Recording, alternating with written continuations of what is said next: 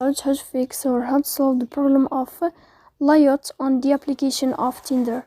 To know how to fix or how to solve the problem of layout on Tinder app, you should just go to settings.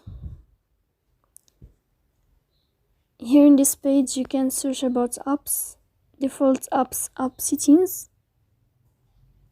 Here in this list you can search about the application of Tinder. You can click here. As you see, you will enter and you can search about Tinder app. Then you can click on first stop and you can click OK. After that you will enter to the window of storage. Here you can click clear cache. Don't click clear data because that can cause the errors or can delete your account. In the end you can go to Play Store, you can search about Tinder app and you can update your app in this blue sign here. So please